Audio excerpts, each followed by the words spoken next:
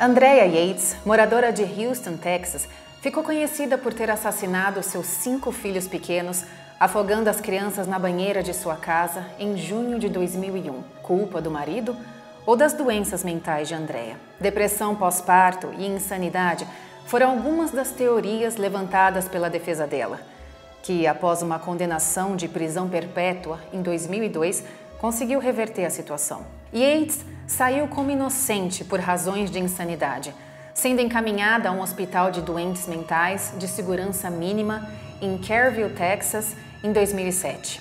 Os motivos que levaram Andrea a assassinar os filhos, como ela conheceu Russell, seu marido, se ele realmente tem culpa no que aconteceu e os desdobramentos desse famoso e cruel caso que aconteceu nos Estados Unidos, você confere no Investigação Criminal Internacional.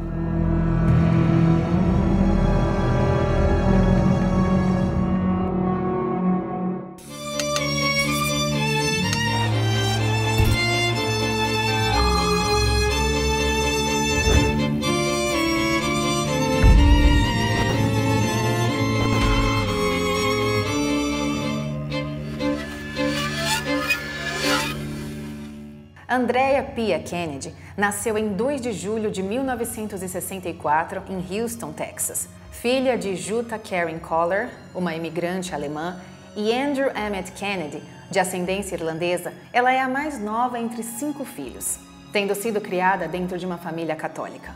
Completou o ensino médio em 1982 como uma das melhores da classe e foi campeã do time de natação.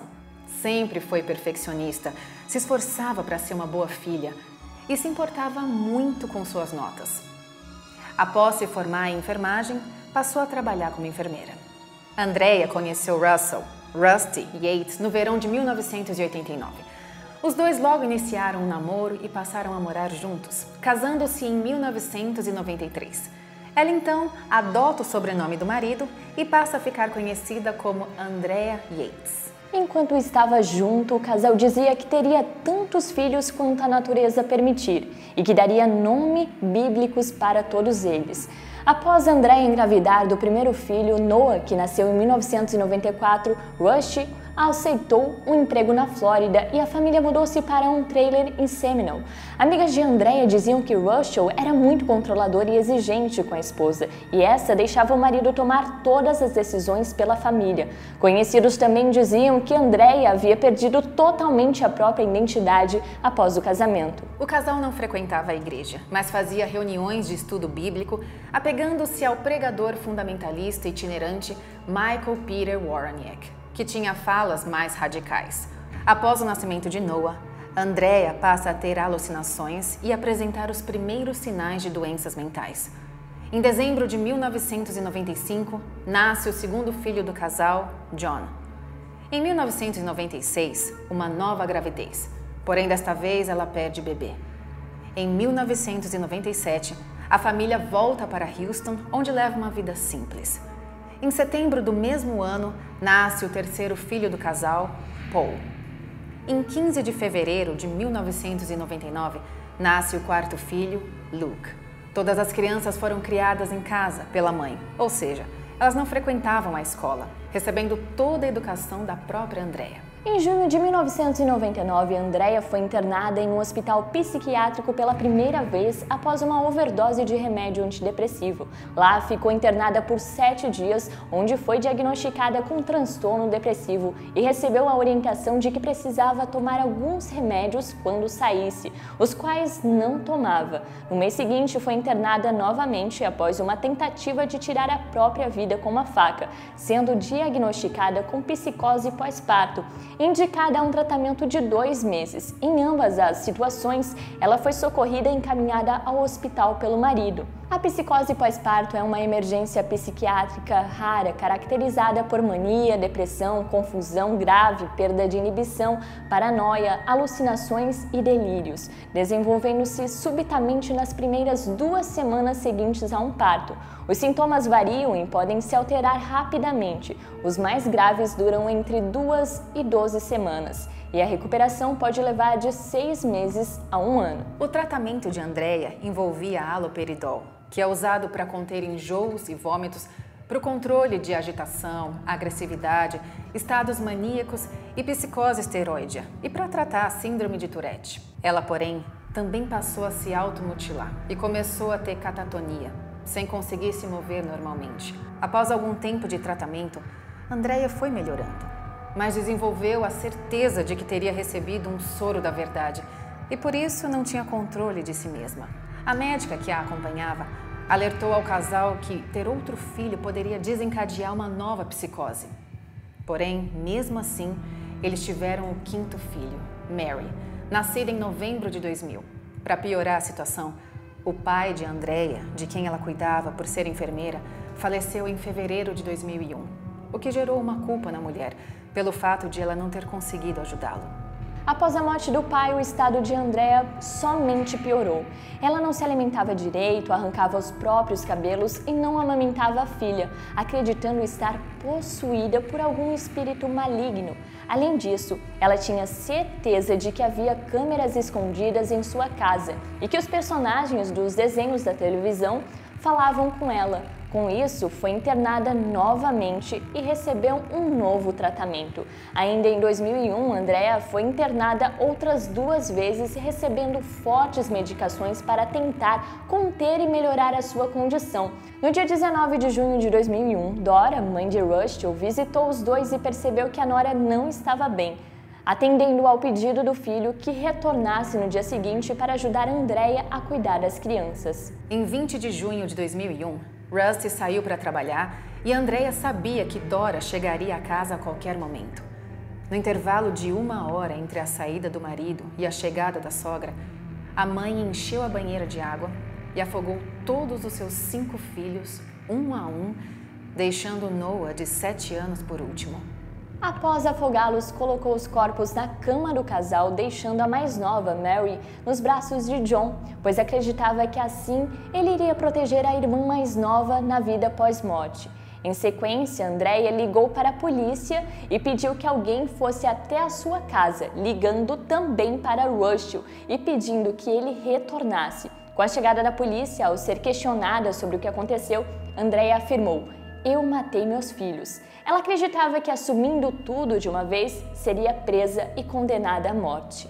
Após a autópsia no corpo das crianças, foram constatados alguns hematomas e possíveis tentativas das crianças de reagir ao ataque da mãe, mesmo que em vão. Rusty deu muitas entrevistas na época, defendendo a esposa e dizendo que ela era uma boa mãe.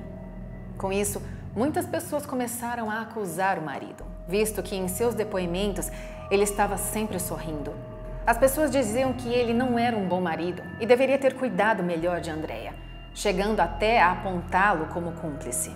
Na prisão, Andrea deu declarações dizendo que estava planejando o crime havia algum tempo, pois via que já não era uma boa mãe. Além disso, ela dizia que estava com a marca de Satanás e para que seus filhos não fossem amaldiçoados, essa era a única forma de salvá-los. A mãe não demonstrava tristeza ou arrependimento, pois tinha total certeza de que havia mandado os filhos para o paraíso. Apesar de os especialistas da equipe de defesa terem constatado que Andrea estava sofrendo de psicose, a legislação vigente no estado do Texas exige que, para alegar insanidade, a defesa precisa demonstrar que, no momento do crime, a acusada não tinha capacidade de discernir o que é certo e o que é errado. Em março de 2002, o júri rejeitou a alegação de insanidade e considerou Andrea culpada. Embora o promotor tenha buscado a pena de morte, o júri optou por não seguir essa recomendação. O tribunal, então, condenou Andrea Yates à prisão perpétua, com a possibilidade de solicitar liberdade condicional após 40 anos. Como se recusava a comer, em outubro de 2003, Andrea passou a ficar sob vigilância hospitalar para que se alimentasse de forma correta e não tentasse cometer suicídio. No mesmo ano, o projeto Andrea Yates foi aprovado no estado de Texas, exigindo que todos os prestadores de cuidados pré-natais forneçam às mães informações sobre os recursos disponíveis para auxiliá-las com a depressão pós-parto. Em abril de 2004, o advogado de defesa apresentou um recurso para a condenação de Andrea e em julho ela foi hospitalizada mais uma vez após novamente se recusar a comer. Em 6 de janeiro de 2005, a condenação de Andrea Yates foi revertida por um tribunal de apelação no Texas. Isso ocorreu após o psiquiatra californiano, testemunha da promotoria, Dr. Park Dietz, admitir ter prestado um falso testemunho durante o julgamento. Dietz havia afirmado que um episódio da série de televisão Law & Order, que mostrava uma mulher sendo inocentada por insanidade depois de afogar seus filhos, tinha influenciado Andrea. No entanto, a autora Suzanne O'Malley, que cobria o julgamento para a revista Oprah e era ex-roteirista do programa, refutou essa informação, revelando que tal episódio nunca existiu. O Tribunal de Apelação concluiu que o júri foi influenciado por essa declaração, determinando assim a necessidade de um novo julgamento. Em março de 2005, alguns meses após Russell pedir o divórcio, todos os trâmites foram resolvidos, sendo determinado que Andrea ficasse com parte da aposentadoria do ex-marido. E além de receber a quantia, ganhasse o direito de ser enterrada próxima aos filhos. Em 9 de janeiro de 2006, Andrea Yates declarou-se inocente por motivos de insanidade. Em 1º de fevereiro de 2006, ela foi libertada sob fiança, com a condição de se internar em uma unidade de tratamento de saúde mental. Em 26 de julho de 2006, após 3 dias de deliberações, o júri considerou Andrea inocente por insanidade, conforme definidos pelas leis do estado do Texas. Rush alega que a principal responsável pelas mortes das crianças não foi sua esposa, e sim o médico que acompanhava a mulher na época do ocorrido, o Dr. Saed, que deveria ter reconhecido e tratado adequadamente a psicose de Andrea, argumentando também que essa não era uma função sua, uma pessoa sem treinamento médico. Ele também disse que, apesar de ter pedido que se verificassem as fichas médicas dos tratamentos anteriores, o Dr. Saed se recusou a continuar o procedimento com o antipsicótico, que havia funcionado no tratamento feito em 1999. Russell acreditava que sua esposa estava muito doente para ser liberada da sua última estada no hospital em maio de 2001. Parte da culpa atribuída a Rusty foi devido ao fato de que o Dr. Said havia dito para ele que não deixasse a esposa sem supervisão, o que foi determinante para a morte das crianças.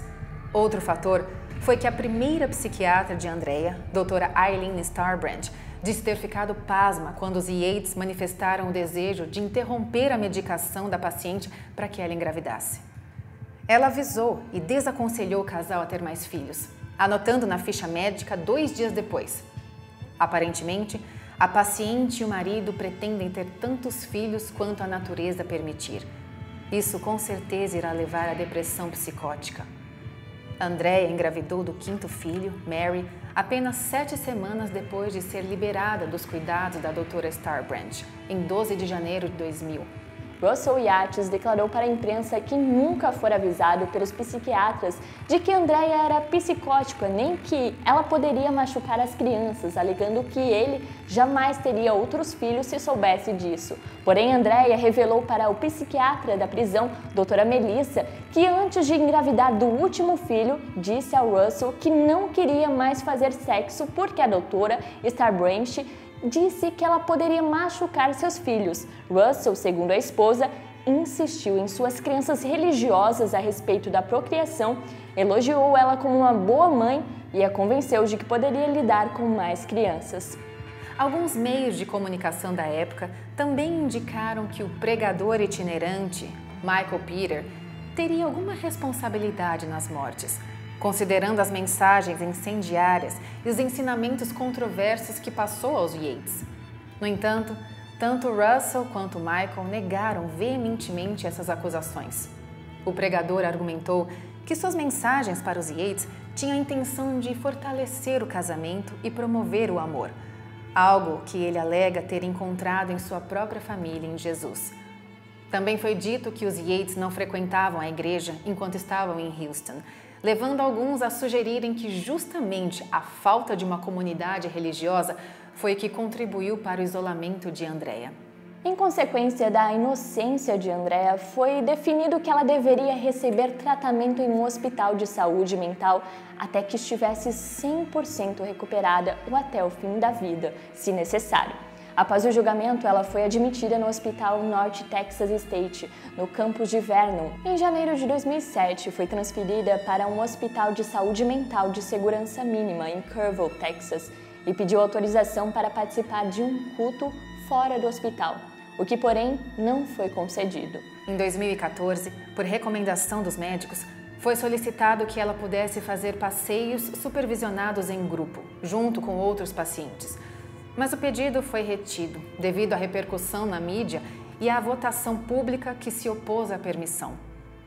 O advogado de defesa de Andrea, George Parnham, diz que mantém contato com sua cliente e que ela chora diariamente pelo que fez com os filhos. Ela passa a maior parte do tempo na sala de artesanato do hospital, fazendo cartões, aventais e presentes que vende de forma anônima.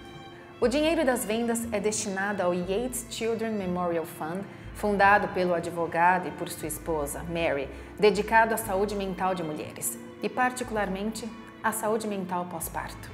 Em abril de 2022, a revista People informou que todos os anos Andrea recebe a oportunidade de participar de uma audiência para determinar se é elegível ou não para sair do hospital, mas ela sempre recusa, pois prefere continuar internada. Este caso ficou muito marcado pela discussão da época sobre o julgamento da Andrea.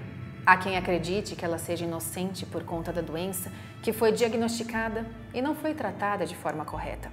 Nem pelos médicos, nem pelo marido. Somando-se o fato de que ela fazia todo o trabalho de casa, além de cuidar das crianças sozinha. Porém, há quem ainda assim acredite que ela seja culpada, pois tinha consciência do que estava fazendo e planejou tudo antecipadamente. Mas e você? O que acha? Andrea é culpada ou inocente?